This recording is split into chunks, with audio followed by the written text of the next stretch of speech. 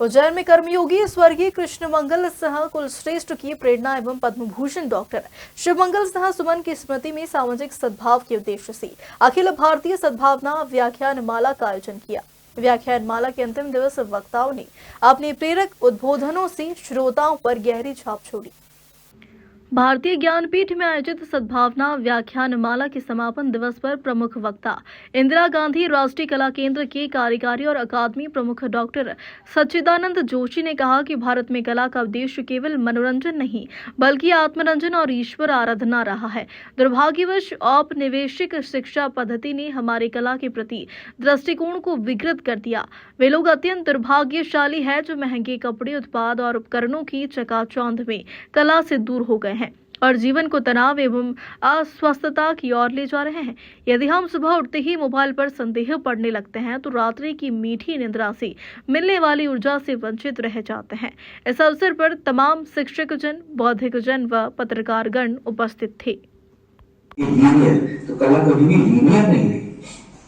कला हमारे यहाँ हमेशा एक सर्कुलर रही, जैसे कि हमारे यहाँ काल गणना की जिससे निकलकर अभिव्यक्त होती हुई समाज के हर अंगों तक पहुंचती हुई अंततः फिर मुझ में ही जब समा जाती है तो उसका सर्वोच्च आनंद की अनुभूति होती है।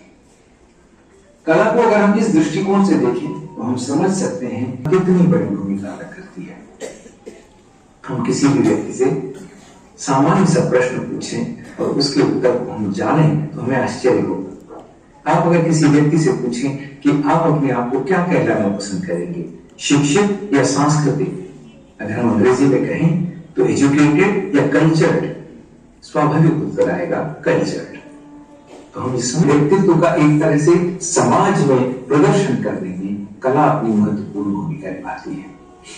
इसका आशय ये नहीं है मेकअप करने से, बहुत अच्छी स्टाइलिंग करने से कहीं आप बहुत श्रेष्ठ हो जाते हैं।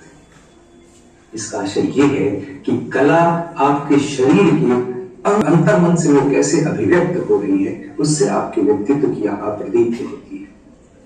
ये बहुत बड़ा भ्रम है कि बहुत महंगा कपड़ा है कि कहीं ऐसे उत्पादों को लगाने से जिससे कहीं आपका बाहरी आवरण थोड़ा प्रदीप है, कि कला वो माध्यम है जिससे व्यक्ति का अंतर्मन कहीं न कहीं प्रज्वलित होता है, मुखरित होता है और बाहर प्रदीप्त होकर दिखाई देता है। बहुत अलग दृष्टि से देखा जाना चाहिए।